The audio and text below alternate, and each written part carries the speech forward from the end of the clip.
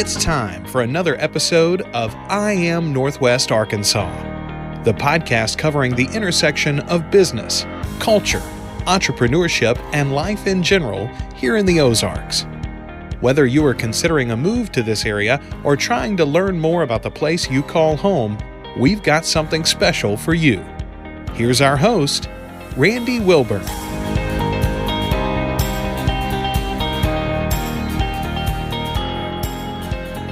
Hey folks, and welcome back to another episode of I Am Northwest Arkansas. I'm your host, Randy Wilburn, and I'm here today with Ezra Quinn. Ezra is a friend of mine that I met through the Rotary. And, you know, it took me years before I actually ever joined Rotary. I had known about it. I think I've mentioned that on a couple of other episodes. And Ezra was one of the first people that I met a few weeks into joining the Rotary, and just an outstanding young man. I was so impressed. And Rotary does this thing where when we have a new person come, we introduce them, and especially if they bring a guest. And he had just recently joined, and he was each person that joins the Rotary gets to go up and, you know, share like a 5-minute thing about themselves to just tell ostensibly the members what they do, you know, their why and all that good stuff. And so Ezra shared his why, and my mouth was just agape. And I was like, wow, this is an outstanding young man. And I wanted to learn more about him. And so I introduced him to some people that I know that I thought would be mutually beneficial. And then eventually, he's had a lot on his plate lately, but we finally got together, and today is the day. So Ezra Quinn, how are you doing, man? Oh, I'm fantastic, man. Good. I'm glad to have you on. So you do a couple of things.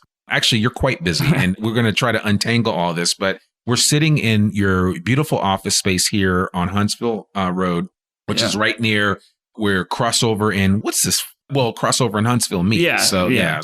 But Huntsville also has a number. What's the number? Is it 14 I think it's like 62? 62, maybe? Something like that. Yeah. So anyway, but it's at one end, it becomes MLK. Right. And at the other end, it's Huntsville Road. And Huntsville Road comes kind of tees into a Crossover. And so they're very close to that intersection, but it's what was once a rental property has now become a therapy collective, or kind of like a WeWork space for therapists and other folks. And that's right. Yeah, just to kind of, use that term. And then you also have Quinn Homes LLC, and you're also in school getting one of several degrees. And this this is a really smart kid. So, I mean, just folks, you listening to this episode of the podcast, the brain factor has gone up considerably. So, but no, in seriousness, tell us a little bit just give us a little bit of your superhero origin story and how you got to this place. Oh, man. Where to begin? Let's see. I'll go back and try to move through it quickly. Just after high school, I had no plans whatsoever. I kind of didn't aspire to do anything, no goals, nothing, and just kind of piddled around. And then I'll say, so when I was 20, I had my first kid. And that really was kind of a wake-up call for me, getting serious. But at the same time, it wasn't. It didn't help me find a goal or a passion. I just now had this kid and soon future wife to take care of.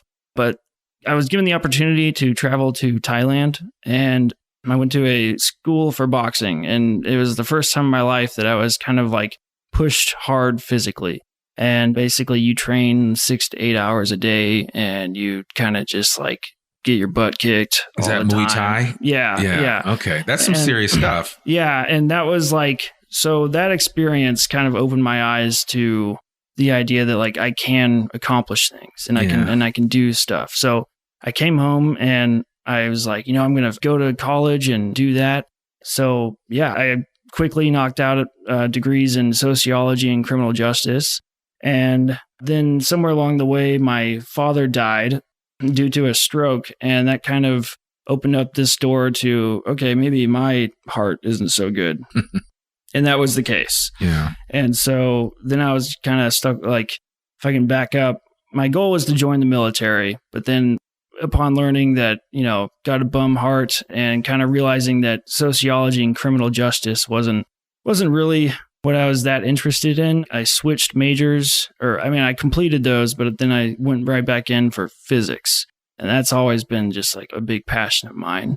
So, knocked out the degree in physics, but all the while I was, I had a second kid on the way. And my wife and I got into foster parenting. And what I realized is that my bills were piling up and I'm having more monthly expenses and I'm just in school and like not really doing anything. So that's when real estate investing entered my life, and then it has completely changed it.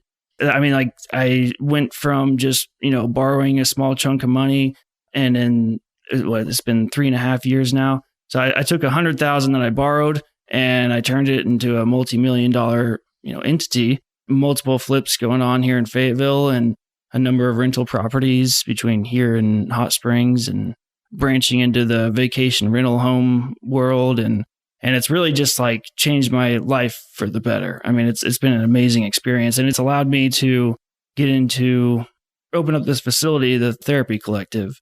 And that has its own side story, but essentially as we're planning to adopt, we realize that there is a real need for therapists in the world. And a lot of times they are confined by the facilities they work for and can't really give the clients the help they need for, whether it's insurance reasons or some sort of bureaucratic red tape. And so we thought if we could open this facility, it would give counselors a chance to make the difference that they, want to make in their clients' lives.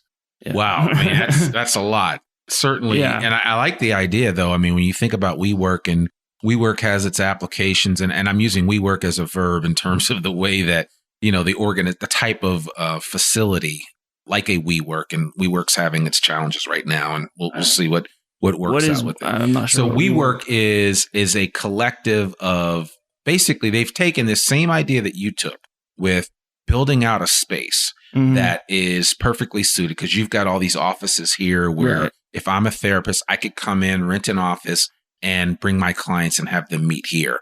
WeWork does the same thing in cities all over the world nowadays, where they basically go in and retrofit office space to a certain need. They really dress it up. They put coffee bars in and all these kind of things. And then they rent out or lease out the space to businesses. Okay. So like Google and other firms use WeWork spaces all over the world. Okay. And so it's the same principle. And they've had some challenges. And that's kind of why I was alerting to that. For some of the people that are listening, you're familiar with some of the financial issues and others that WeWork is having, because they got so much VC funding from Japanese companies and a Japanese billionaire that put a lot of money into what WeWork was doing. And then, the CEO or the founder of WeWork has been relieved of his duties this past year. And a lot of this, they've been under a lot of turmoil. Their valuation has been cut in half. And so this isn't CNBC, but people get the idea that, I think the idea itself, the principle or premise behind it is great, because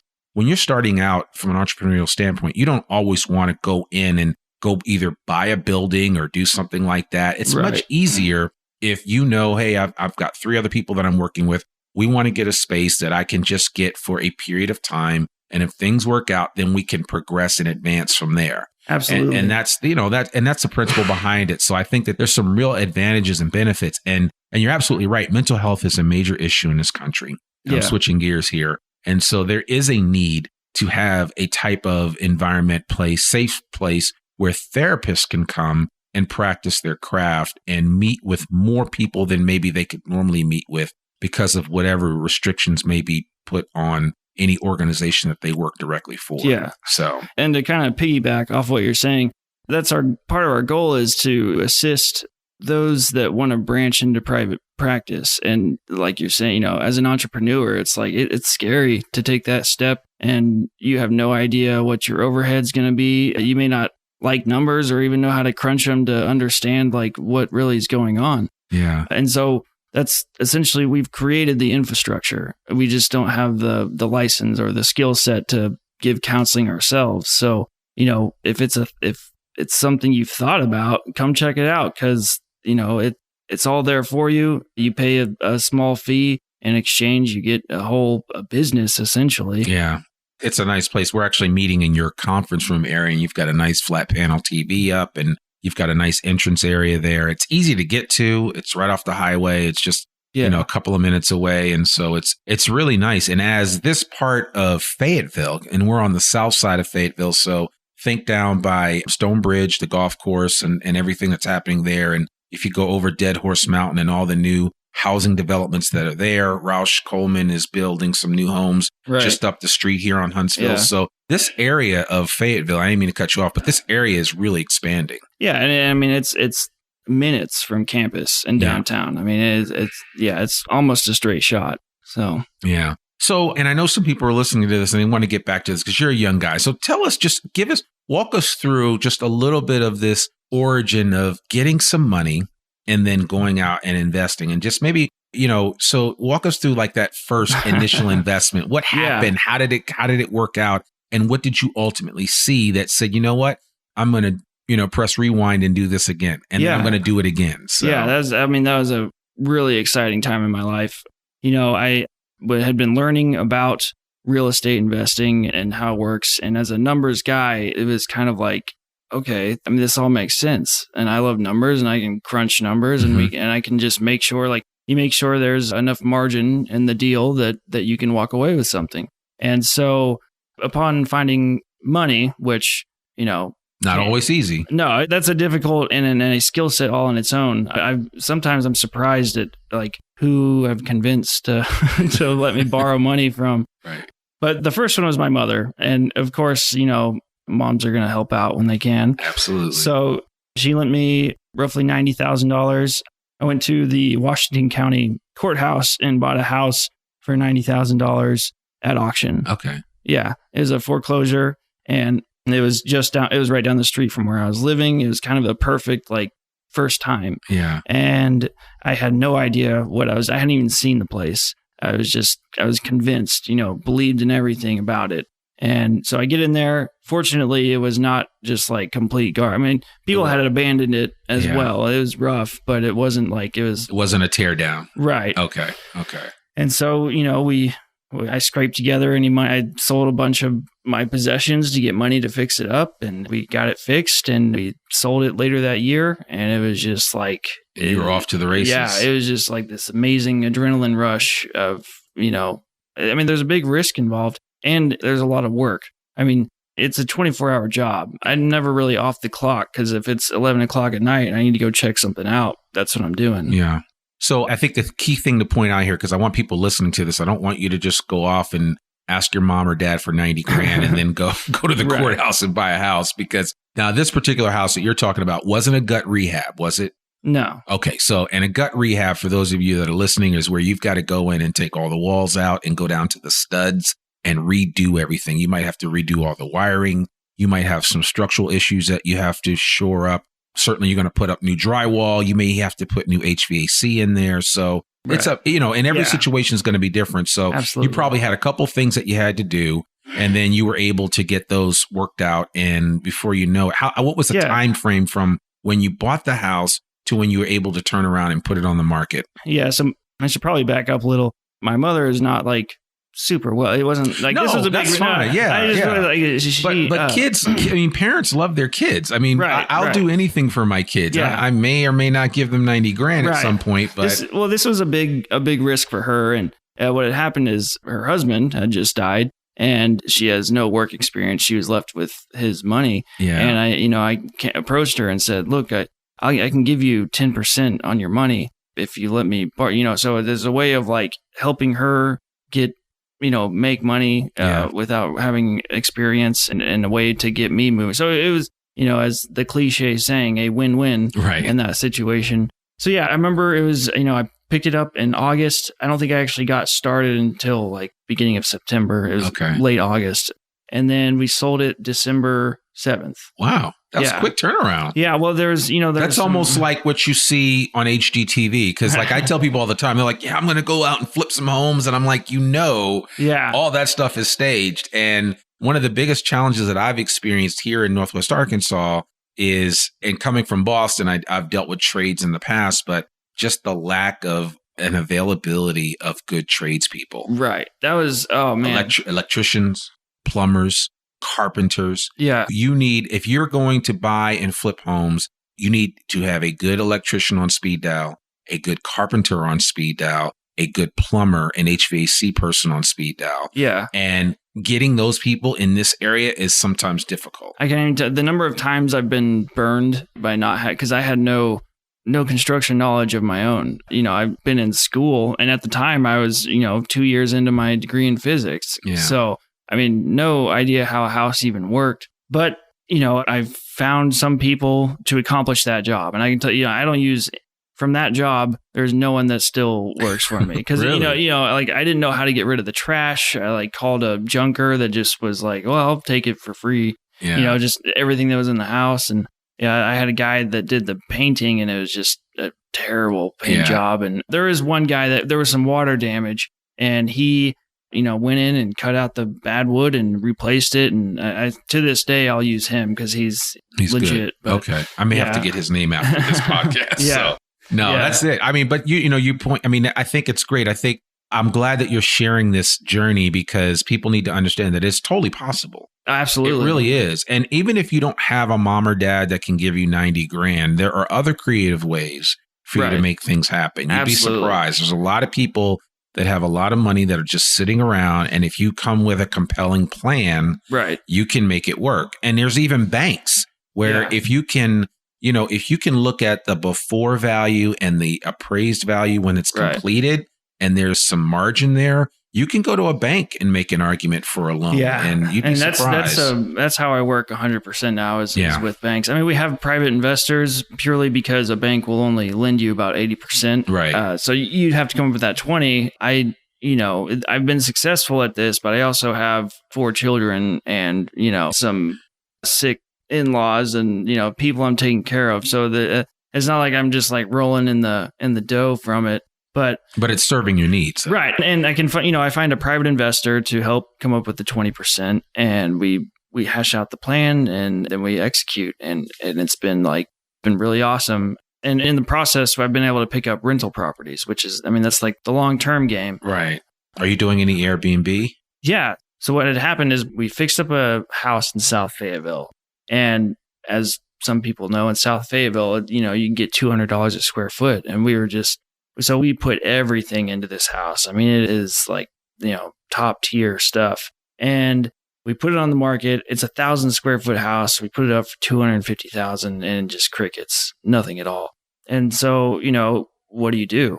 Well, we've always talked about Airbnb. And so I don't recommend this, but I got a credit card and I maxed it out to buy furniture, and we furnished the place. And it has been pretty much 100% occupied since then, and probably making more than you would make if you charged a monthly rent for absolutely 100%. Yeah, absolutely. And it's we've been changing our business model because of this, and that we just opened on Lake Catherine in Hot Springs. Okay. And one is under construction right next to the casino in Hot Springs. How are you keeping, do you have family down there, or how do you know that market? So my father-in-law lives down there. Okay. And he's been in construction. So, I trust him more than myself.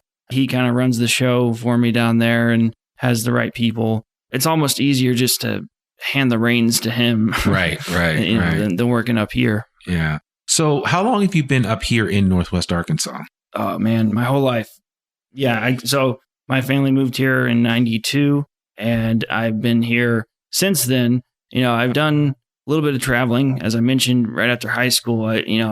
My life was like, hopefully some people get this reference, but is punk rock. And it was like, that was it. I was just dedicated to the bone. I got on a Greyhound bus and was just kind of bumming around the country for a little while. And so I've done some traveling. And I think what I realized in all that traveling was, you can leave your town, but you're not leaving your problems. Mm-hmm. And at the time, I was just really struggling with depression and anxiety. And so, I left Fayetteville thinking, if I just get out on the road, it'll all be fine. And just quickly realized that was not true at all. All those problems, I just lug them around with me. And ultimately, that was why that whole thing ended, was just my anxiety and depression was just got worse as time went on. And so I just, wound up back here, but had no plan of what I was doing. And what do you think about the transformation that Northwest Arkansas has taken? Because you've been here almost 30 years. Yeah. What do you think about that? To me, it's amazing. I've always loved big cities. And so, I just can't wait. I don't even know if I'll be alive by the time, but if they start building skyscrapers here or like, really making this place into a metropolis, I think that'd be just really awesome. It would be. It'd be very interesting. So yeah, and I think it's funny. I mean, almost the transformation that's taken place here in Northwest Arkansas is mirrored in your life as well, right? I mean, in all that your experiences. So what would you say to somebody that was thinking about moving here? What would your advice be to them? I mean, it's a fantastic place. Like I'm really glad to like be raising I have 2 bio kids and 2 that I'm adopting. So the ones that were young when I was involved in their lives, like I'm just so glad that was the case. It's real safe and there's good schools and such and all that. And then even, for the other 2, it's like, I'm glad I get to be a part of their lives now. And this is, they came from this area. So, if I wasn't here, then they'd still probably be in a bad situation. Right.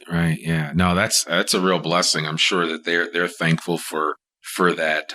Any places around here that a guy can go get Muay Thai lessons? Because I don't think that there's, there's 2 things. I've done martial arts in the past. I did karate for several years. I did taekwondo. I also did judo, which I really liked. I love grappling, and I've wanted to take jujitsu, but I've also heard some really good things about Muay Thai. But are there any places around here? So yeah, when I came back from Thailand, I was just so dedicated. I was still like, I'm gonna work out 4 hours a day, and I was trying, but I had nowhere to practice.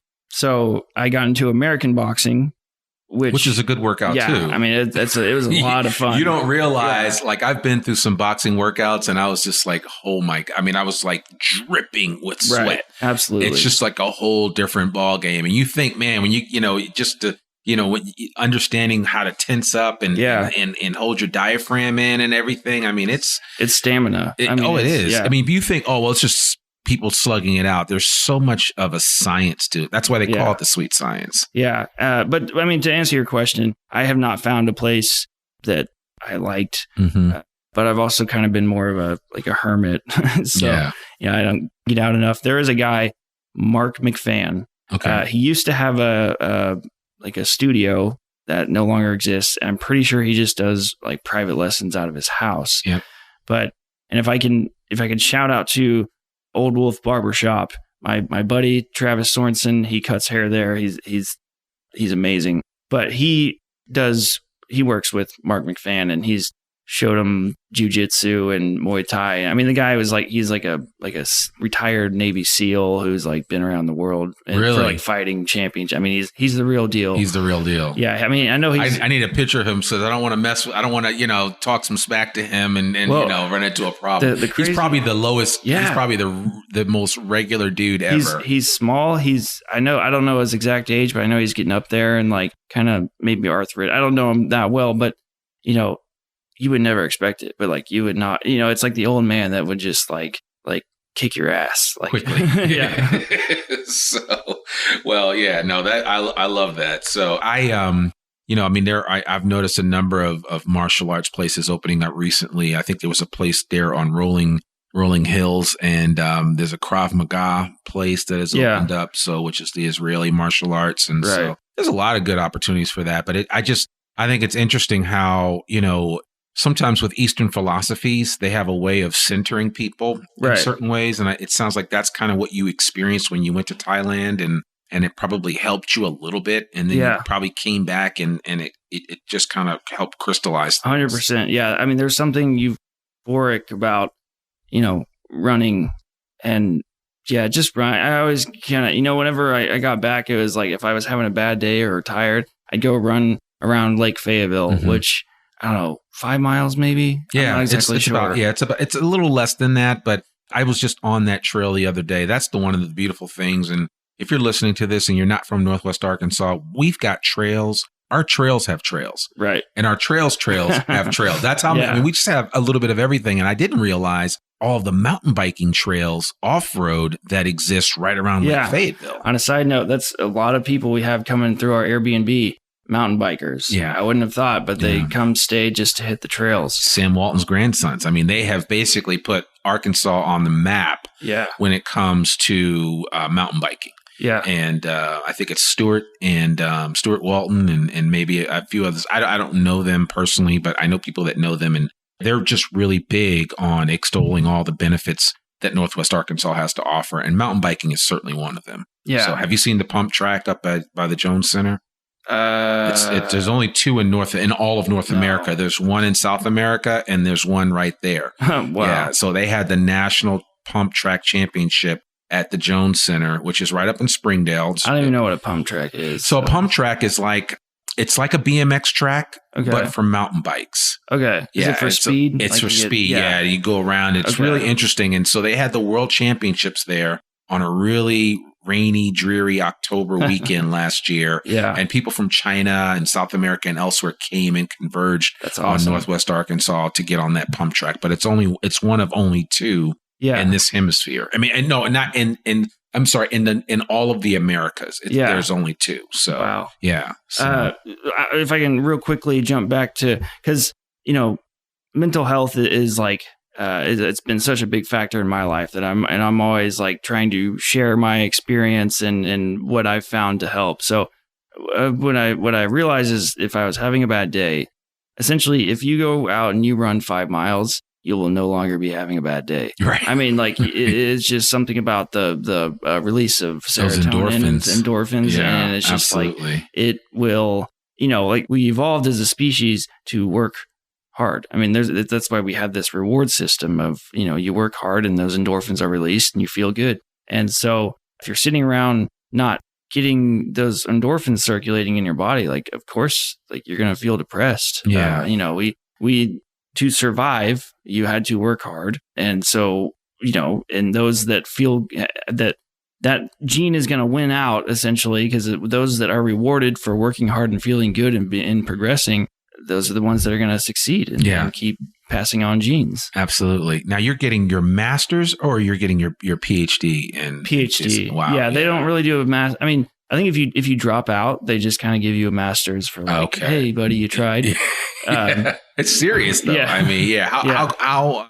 So what's been your since you entered into the PhD program? What has been your biggest aha moment from a practical standpoint about what you're learning? Yeah. Well, so I just finished my first semester, and the next semester starts on Monday. But I don't know if this answers your question, but I will say the best thing, like, that first week was just amazing to realize the difference between undergrad versus graduate studies. I mean, I love being in the graduate program. Undergrad is kind of miserable with like, there's so many people and nobody really cares. And there's just like a culture of like, I don't know if it's like trying to outshine or like outdo people, but there's this really like awful, like, oh, that was so easy, man. Like that was no big deal. And I'm sitting there struggling. Like am I just the only one that's being honest about this? Like, this is hard. Yeah. But anyway, I'm in the grad program and there's about like 8 of us that were just entering. Yeah. And so we're all like good friends now. And like we go through the same courses together. They're very difficult courses. And so it's like having a like camaraderie. And everybody wants to be there, and everybody's like really fascinated in different fields. And it's just been like a really amazing experience. And what are your thoughts about, did you go to U of A undergrad? Yeah. Okay. So what are your thoughts about the U of A from an undergrad perspective, from a graduate perspective, just as a university? Well, so I've always been just content going to the U of A. I mean, like being so well rooted, I had a kid when I was 20, it was like, I'm not going to try to, I have a little bit going here, so I didn't want to try to like move it somewhere else. Right. And as far as, I mean, like you get a fantastic education here. I know it's not like the top tier school, but, and this is another cliche saying, but it really is like you get out what you put into it. If you want to like, get the same education as a Harvard graduate. I mean, there are Harvard graduates that, just rode the train and like didn't really learn anything. And I'm sure. And then there's people from the U of A that are just brilliant, so it's all how much you want to learn. Yeah, absolutely. Absolutely. Well, when you understand that the Rhodes Scholarship that started here, or at least came from the gentleman that was here, I think he was teaching here, or Correct me if I'm wrong. Oh, actually, I have no idea what you're referring. I'm curious. Yeah, I'm almost 100% certain, and I'm sorry I don't have this off the top of my head, but I thought that the gentleman, and I'll figure this out. I'll clean it up and put a note in the show notes to clarify my statement with this. But I know that somebody related to the Rhodes Scholarship program was from here, and I mean he's buried right up there by Fayetteville High School and the cut through street that takes you to the Clinton house.